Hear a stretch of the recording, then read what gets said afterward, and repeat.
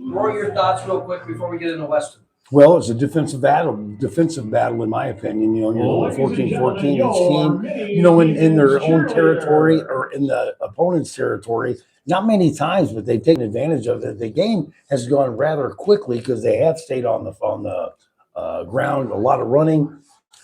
We might be in for an overtime game, maybe. That's my take. We're going to move on here. Yep. All right. Halftime show here with Weston Dressler. Thanks very much for joining us, Weston, and thanks for the insights on some of these things. You know, we talked briefly about some of the game and how the game has evolved lately. I mean, 2018 is when you retired? Yeah. Last game? Okay, so it's 2018. Let's go fast forward like 6 years later. I mean, we talked about it a little bit. I mean, these guys are huge. They're big. It's a scary game these days. It really is. Yeah, it definitely. It's fun coming back here and watching high school football again and seeing how much bigger, faster the game is, or it seems to be, anyways, to me. And even just the skill level of players. You know, the touchdown catch we saw here tonight, just a great play. A lot of those types of plays. Yeah, I mean, Bismarck High is tied with the Legacy Sabres, 14-14, and you know. Weston, you played for Bismarck High, and the statistics are incredible. It just blows me away. You did go to high school at Bismarck High, college at the University of North Dakota, and then went on to play in the CFL. Now, your coaches along the way, that'd be a Mark Gibson, that'd be a Dale Lennon, and then your coaches in the CFL. What'd you learn from these guys all together? I mean, from all of them, you take what you can from every coach you have. That was kind of my philosophy, and some were different than others in their style and their demeanor on the sidelines, things like that. But everybody that I always felt like I was extremely fortunate from the day I started football to have coaches that were willing to teach me and teach me good things. And I tried to take that with me everywhere I went. Yeah, that's awesome. I think that you was with Saskatchewan. You went to Winnipeg for a while as well, right? How long were you there then? I was there my last 3 years. Last 3 years, okay. In Winnipeg, yeah. How did that go for you up in Winnipeg as far as Saskatchewan, Winnipeg? What's the difference there? You know, it was good. And for those that don't know the Canadian game, Saskatchewan-Winnipeg is probably the biggest rivalry in the league. Wow. It's kind of like you went to the rival team, right? I went to the rival team, so it was pretty interesting and cool to kind of play that rivalry on the opposite side, you know, and get both sides of it. So that was a lot of fun. Fortunately for me, those years in Winnipeg, we kind of got the upper hand on my former team, so that always makes it easier, I guess, when you're playing the rivals and former teammates and things like that. But I, you know, it wasn't a decision for me that I made to go there. It was unfortunately a regime change. Wow. And I was kind of let go out the door and ended up in Winnipeg. But I wouldn't change any of it for anything. I loved my time in Saskatchewan and I loved my time in Winnipeg. A lot of great people and a lot of great friends. And for the people out there listening, the field is a little different as well, right? Yeah, wider, longer. Field is a lot bigger, so it's 65 yards wide as opposed to 50. It's 110 from goal line to goal line, and then the end zones themselves are 20-yard end zones as well. So getting down towards the goal line as a receiver, you still had a lot of room to work with, which I liked, obviously. And then, of course, as a receiver, the motions that you're allowed to do in the CFL, running, call it the waggle, run towards the line of scrimmage before the snap. Take off, It felt like a cheat code. Honestly, like having played stationary my whole life and getting kind of that head start and being able to use that to your advantage was something I greatly enjoyed. And I think that's why you spent that much time in the CFL, because it was a wider field and you could do your magic. You're not that big of a guy. Not big at all. I mean, and you actually did not sustain any injuries, thank God. I mean, yeah, nothing major, you know, a few dings here and there, but that's football. I truly feel lucky and fortunate that I didn't have any major injuries. I'm 40 years old now, and my body still feels relatively good. Definitely not in the same shape that I was back when I was playing, but everything's working the way it's supposed to still, so that's good. And you moved back to Bismarck. What was the move on that? And, apparently the wife was for it? Yeah, she was. Met her up in Canada, so I think I might be the only person in Bismarck or North Dakota that can say I convinced my spouse to move to warmer weathers in North Dakota. But Really, for me, it was an opportunity to get back home, get close to family. You know, I got two brothers in town here. My parents are still in town. Both of my brothers and I, we all have 4 kids. So there's 12 cousins running That's around, awesome. and we all live relatively close. So the cousins get together quite often, and it's good to have a little bit more of that family time after being away so long. About the same ages then, kind of? Yeah, they're all relatively around each other. There's 2 boys and 9 girls out of the group. So there's the girls love getting together for sure. You retire in 2018, and then it seems like,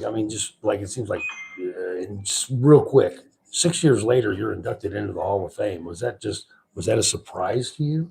Yeah, I mean, honestly, it's not something that you really think about, or I didn't, anyways. You know, it's one of those things that, and I was fortunate enough that I got that phone call from the last head coach I played for in Winnipeg, and one of my favorite coaches of all time, Mike O'Shea, and he's on the selection committee for the Canadian Hall of Fame. Cool. Former Canadian player himself, and to get the call from him was pretty special for me, because I looked up to him a lot, and I felt like I learned a ton from him, even though I was in the kind of the twilight years of my career, but I was still learning. So yeah, it was definitely a surprise when I got that call. He had actually texted me and said, "Hey, if you got time to chat, give me a call quick." And Wow.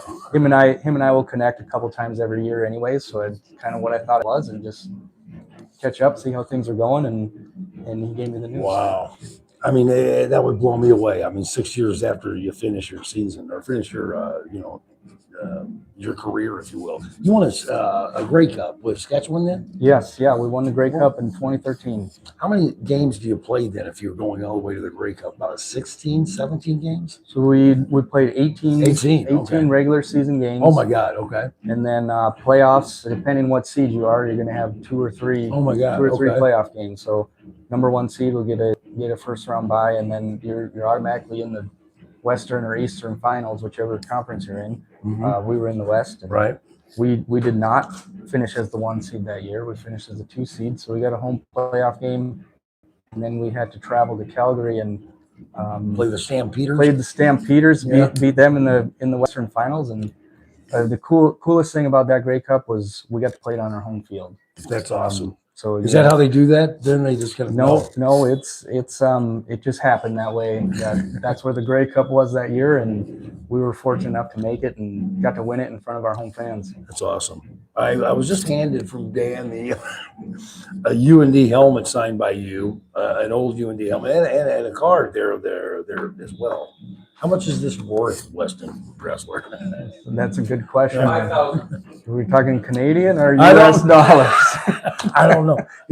How is the Canadian dollar these days? It's not doing so great compared to the U.S. The Canadian loonie's lacking a little bit right now. Yeah, looking at just the Fighting Sioux.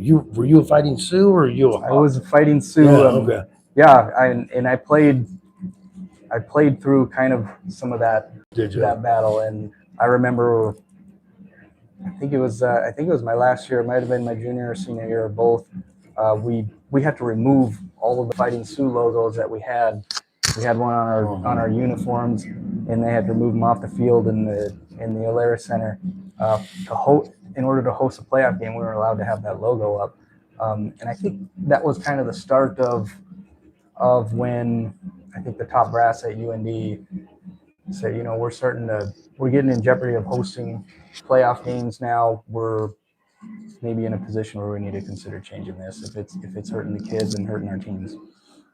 That was just so strange the way that all took place, and I'm just glad they're done with it. You know, I'm not really a Fighting Hawk fan. I did live in Grand Forks for about 3.5, 4 years, and I didn't go through all of it. I was part of a little bit of it, but living in Bismarck, you know, we would go down there and check out the Ingleset Arena. It was built halfway, and then the guy said, "I'm just going to stop building it." And stuff. I mean, my God, that was so crazy the way that played out. Weston, have you had a chance to watch the latest coaching change at UND? Oh, that's up there. How are they looking in your eyes? Yeah, I think he's off to a good start. It looks like they're playing some good football right now. You know, in anytime you go through changes like that, it takes some time, but Sure.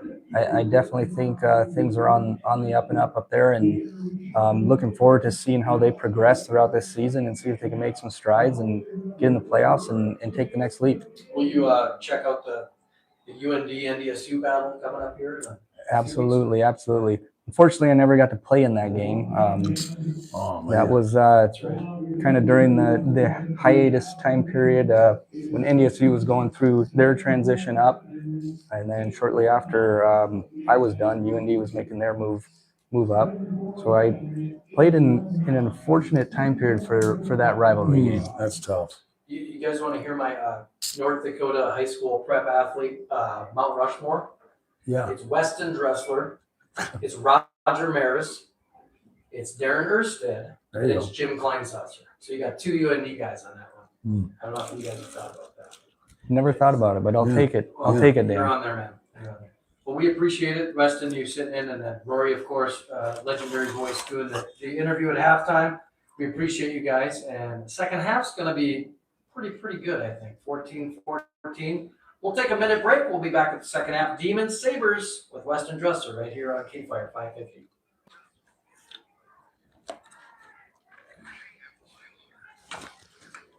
Was I running out of things to say,